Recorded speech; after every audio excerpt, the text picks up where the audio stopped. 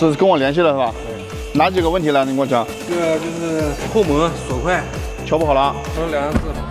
它颠起来是不是？它就是那种上那个斜坡产生扭动的时候，它容易那个几根能响。跟那个人响。我教你怎么调这玩意。这个门颠簸一响的时候啊，我跟你讲怎么调啊，你自己都能调。斜着，然后在这地方一层。调完以后要试一下子，你这个门好不好管，不能调多，调多了门就不好管了啊。就这样。还有那个变速箱程序。变速箱怎么个的？变速箱它是2千转换挡，感觉换挡不行吧？2千转换挡，你这40的吧？你们空调温度不要打这么低就行了。我感觉以前不这样。以前是这样，40都是这样。你把空调温度你打在22度左右就会好一点。你要打在低于22度，这个现象非常明显啊。这针对40的。重点就是它换挡的时候。等一下，小问题。到了，我给你匹配一下变速箱，升个级，基本上这个问题能解决了啊。你这倒车也共振。我形容不好，就是那种，前面有路况有情况，然后收油门以后，然后直接一脚入油。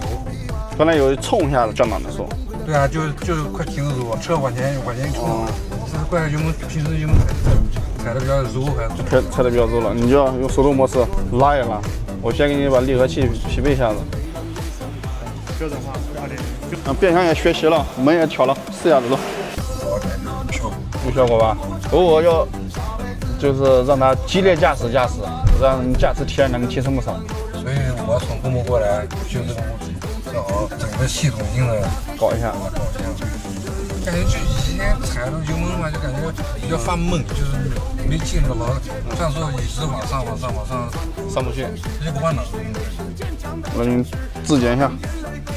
我发现最近外地的客户来合肥找我解决问题的非常的多啊。可能有的时候私信后台没办法这么及时的回复啊。大家有什么问题的话，可以给我及时留言。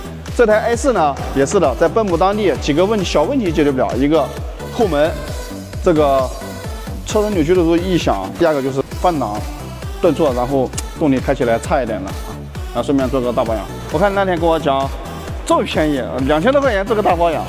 对，这是在做活动啊。其实大保养这些东西，以前啊我们在4S店说做一次大保养正常800块钱，那为什么现在这么便宜呢？其实讲白了，市场太透明了，太透明化了，就是赚一点合理的利润就行了啊。然后全车的油水、滤器什么都搞了，窗帘也换了，前窗也给你做完了吧？车门铰链这一块，包括底盘都给你检查了，然后节气门也给你洗了一下，节气门你刚才电脑读的那个数据开度比较大。后门这个异响调完了以后，你回去再试一试，这个胶条也做了一个润滑。行，就这些东西，讲了1天的时间，正好1天搞了1天。